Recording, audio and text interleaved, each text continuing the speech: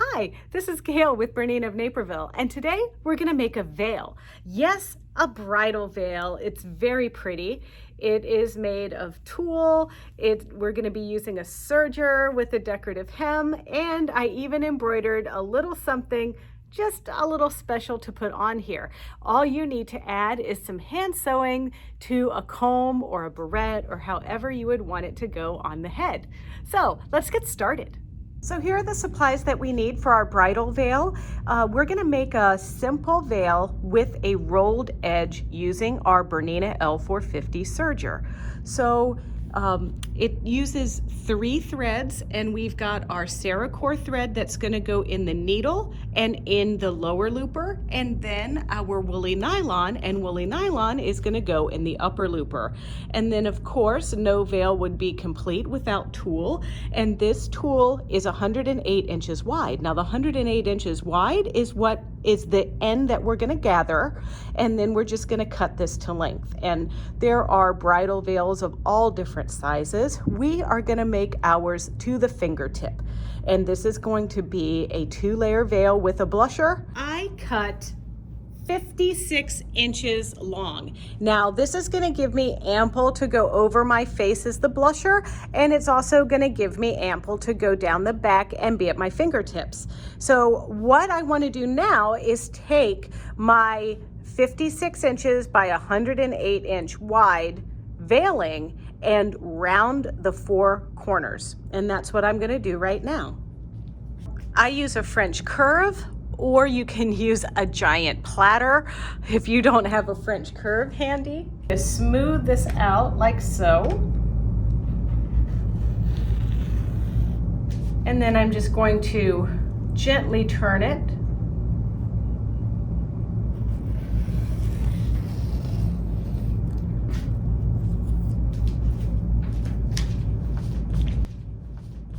And there's my curve. Well, here is our BERNINA 460.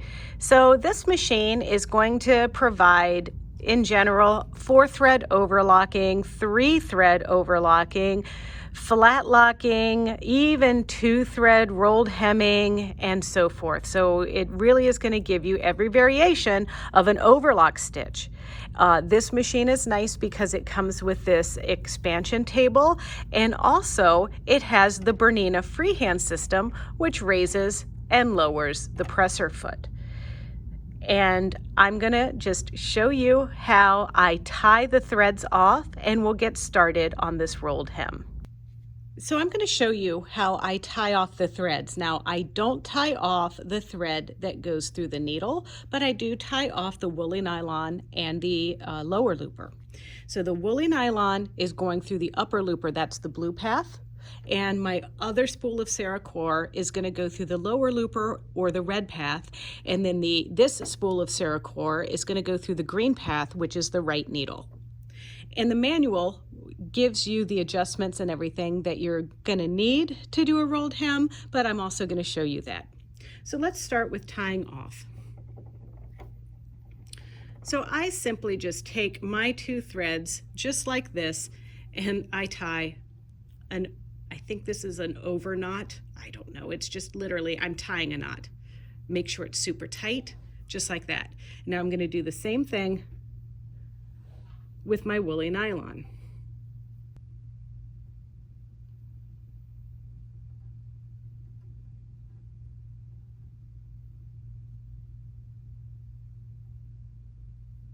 Although the woolly nylon is woolly, so it can be hard to grab onto with dry fingers. So now let's see what happens when we pull the threads through the overlocker. All right, I have my serger tray has been removed for the waist collection, and I've got the door open. So now I'm lifting the presser foot, and I'm going to gently pull the threads through.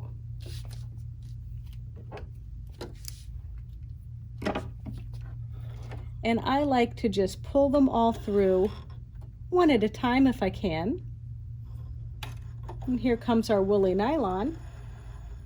Oh, psych, that was the red path. Here comes the woolly nylon. Ta-da! All right, so those are all threaded. Easy, right? All right, it's needle threading time. So first thing, I don't know if you can see this, but I've got 2 needles in there. Well, I don't want 2 needles. I want 1 needle. So I'm gonna take the left needle out, and you're gonna take your left needle out too.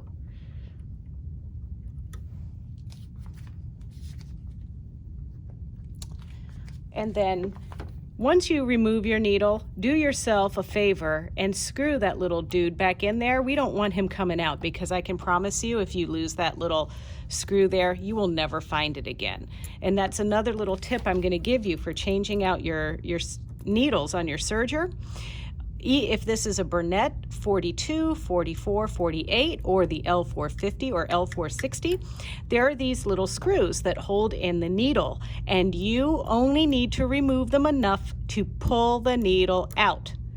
You don't need to take them all the way out, so you just pull them a little bit, pull the needle out, and then screw them back in so they don't wobble loose.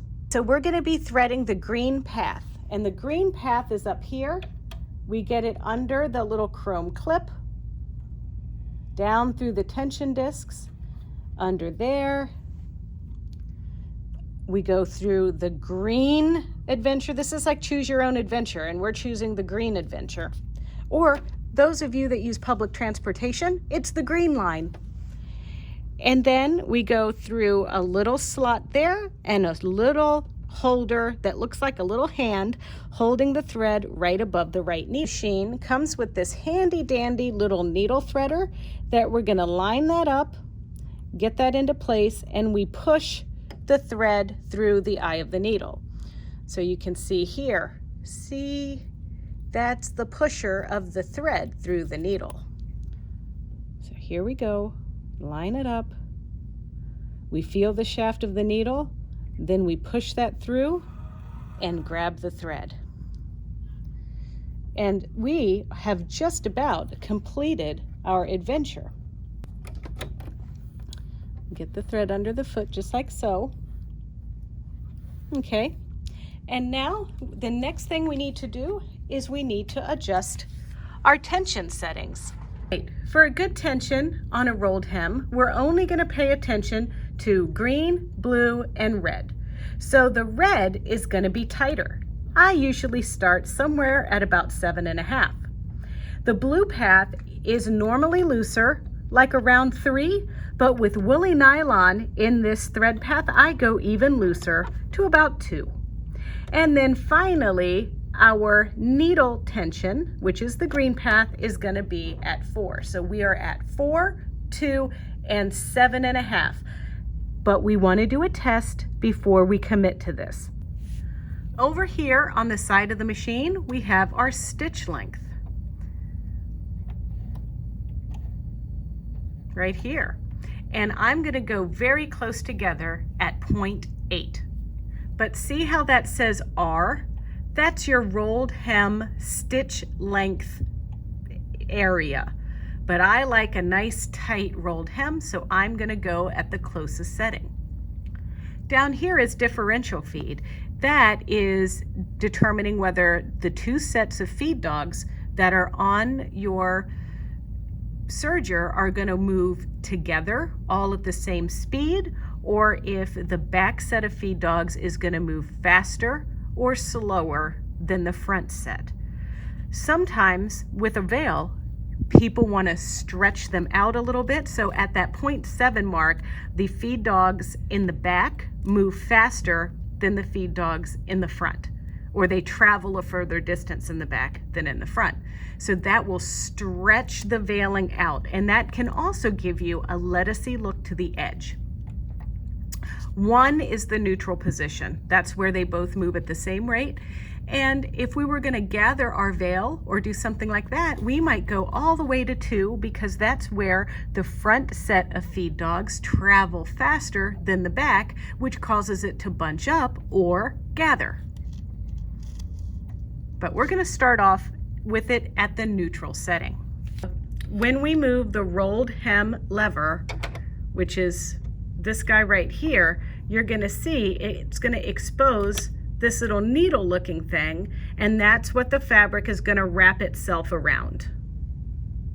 And I removed the foot so that you could see that better. And finally, we want to look at our cutting width, which is this little knob down here below the feed dogs of the overlocker. Now, when I turn that dial, when I turn it towards the plus, it moves our little cutter to the right of this dot that's right there. And we want the cutter to be right at about 5.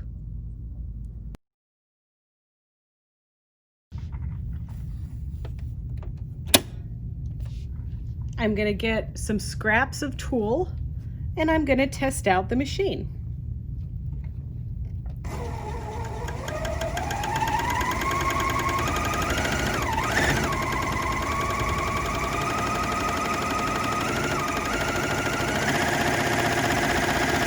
And I'm just going to cut like a little curve into this just to see if I like the way the rolled hem is working.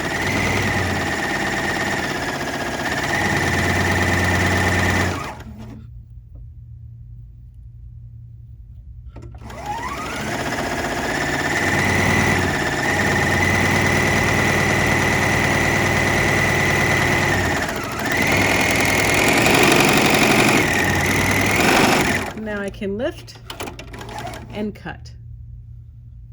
And look at that beautiful rolled hem. I don't need to make any adjustments at all. Everything looks perfectly balanced. So now it's just time for me to go all the way around the veil. All right, so I'm ready to get started. I'm going to trim about a 1/2 inch or 1 inch off of the veil, just, to keep everything going easily. And I'm going to make sure that I get my little serger worm pulled behind my foot there, and then I'm just going to stitch. Now I'm going to start here, going to go all the way around, and then I'm just going to over sew when I get to the edge, just a little bit, but I'll show you that when I get there.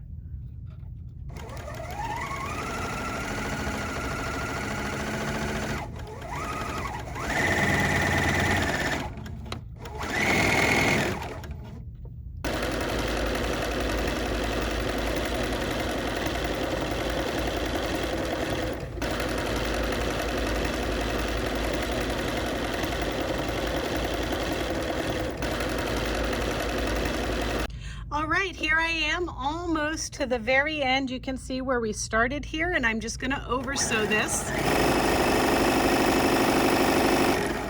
Very carefully. Now I've cut, and I'm just going to over sew. All right, that looks good to me. Now my needle's in the highest position because that's the benefit of the L460. The needle always lands in the highest position. I can use my knee lever and pull, turn, and release my threads.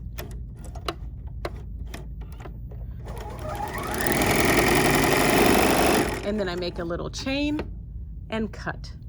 And now I just need to make a little trim just there to cut that intersection. But my veil is complete. Now we just need to gather it and put it on something pretty. So the veil has been put out on our shop floor, and what I did, as you can see, it's a big oval, and you might be shocked to know that the gathering is actually going to happen along this area here. And so I've marked it because I want my blusher to be 22 inches. So I marked it 22 inches from the edge here, 22 inches from the edge here,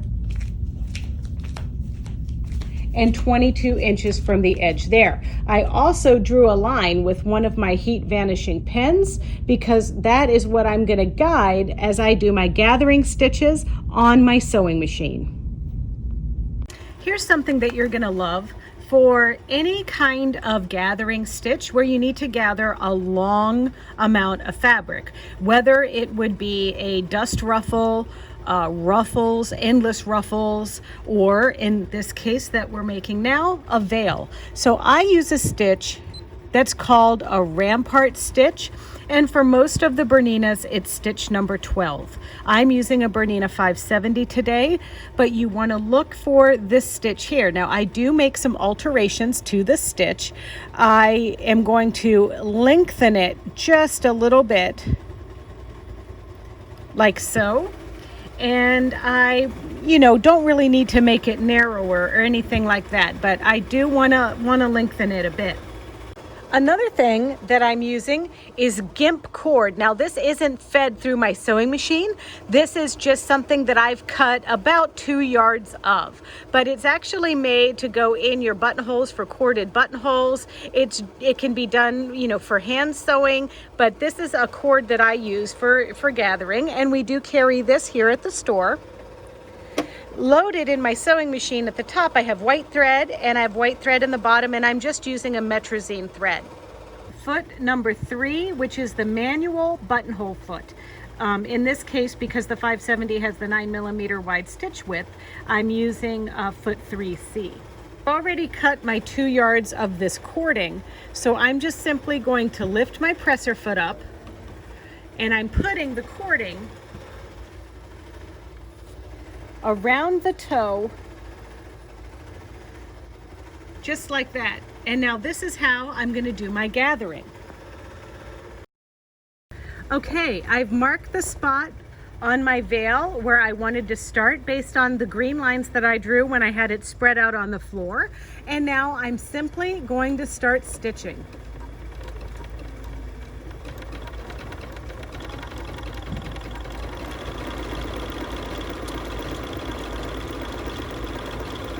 And what's happening is this stitch is going over the cord on one side, then over the cord on another side, and it's gathering up as I go.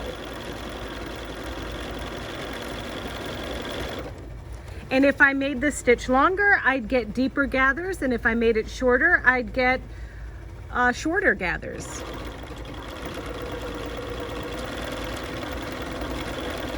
And sometimes as I stitch, I may just have to spread it out a little bit.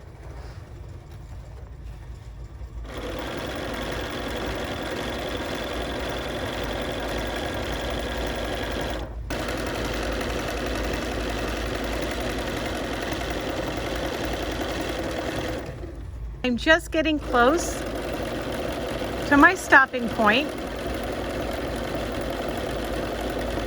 I put a pin just as a reminder. And now, just do a little bit of a reverse, but then I'm gonna cut.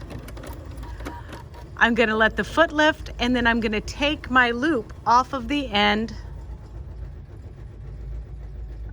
of my buttonhole foot, and now I can gather everything up. And we don't even really need to tie anything off on this end where that loop is created, but all I'm doing is I want this gathered up as much as possible. So I'm going to pull my pieces and just keep gathering. And you can see I have taken about 3 yards of fabric and gathered up into this 2.5 inch space. Once I'm finished, I'm just going to tie this off.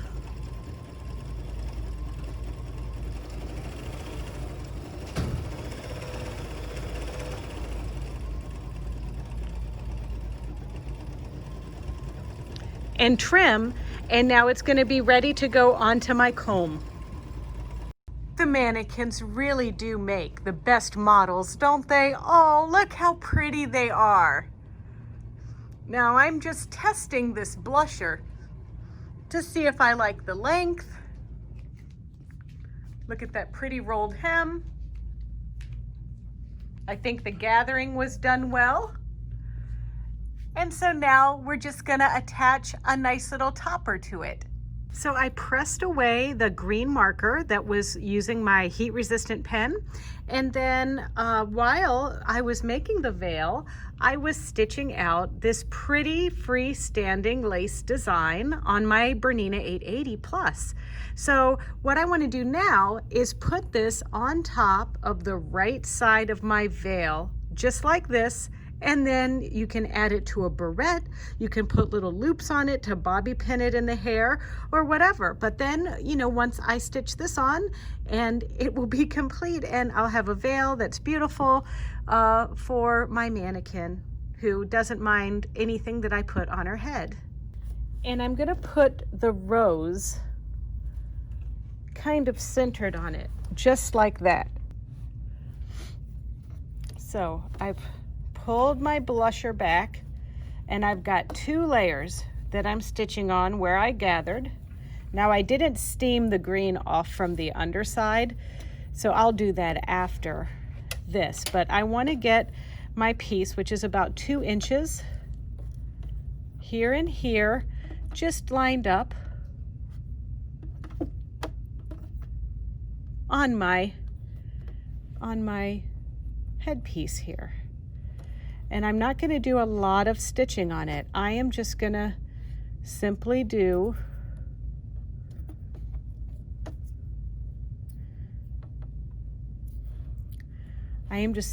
sew around like this leaf and this flower to that flower.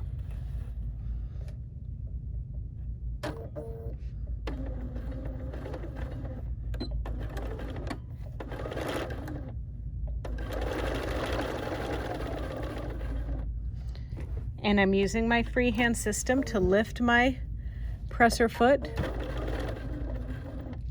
and pivot.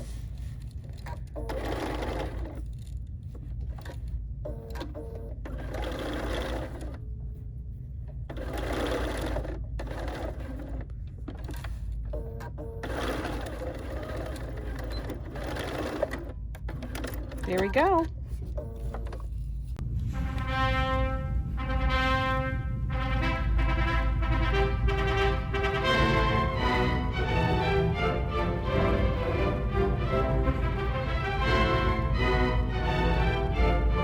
I do. Are you ready to say I do to a BERNINA L 450 or 460 Serger? Could I have been any cheesier saying that, honestly? All right, enough of that. The mannequins will wear this veil way better than I will, but I hope you enjoyed learning how to make one, and I hope you actually learned something. If you want to see more videos like this, or just kind of see what we're up to here at the store, don't forget about our YouTube channel. It's easy. It's youtube.com/BERNINA of Naperville.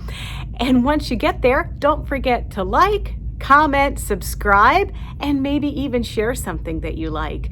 And if you want to know when we add new videos like this one or other videos, just ring the little bell and you'll get an alert each time. So until then, sew something, even something bridal. Thanks, and see you next time.